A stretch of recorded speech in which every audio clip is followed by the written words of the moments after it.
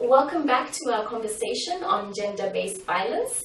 And for this segment, we are referring to the SADC Gender Protocol 2018 Barometer, which states that despite the fact that 12 out of 15 countries here in SADC now have a domestic violence legislation and that 13 also have a sexual assault legislation, the problem is that the criminal justice system responses to gender-based violence remain weak throughout the specific region, including countries such as Botswana.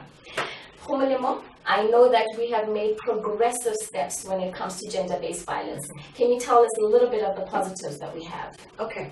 I will specifically look at the strategy that Botswana has in ending gender-based violence. Yes. Because in 2015, we launched a strategy for 2016-2020. It's a 5-year strategy. Right. To say, as a country, how are we going to be approaching this issue of gender-based violence?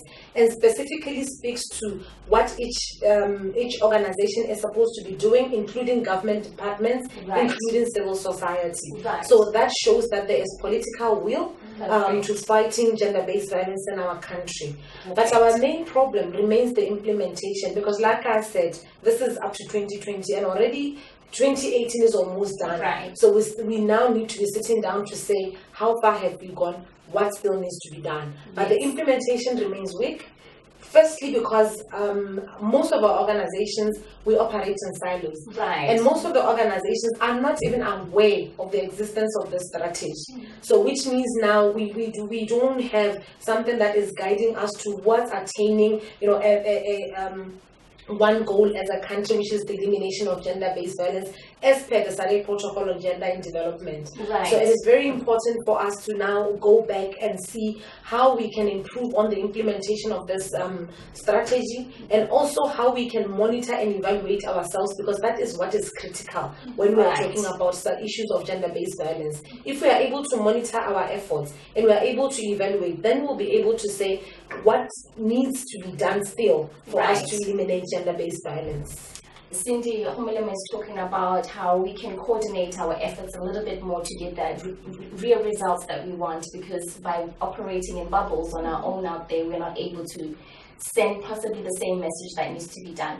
What about the Domestic Violence Act? I know we have another positive, which is the Domestic Violence Act, but what is the problem with it?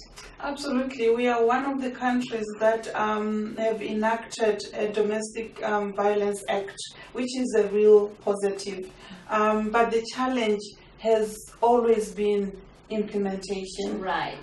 You find that while the Domestic Violence Act makes provisions for the protection of women and children within families and within communities, but the fact of the matter is that implementation is very slow. Right. Primarily because there is lack of awareness about the act itself.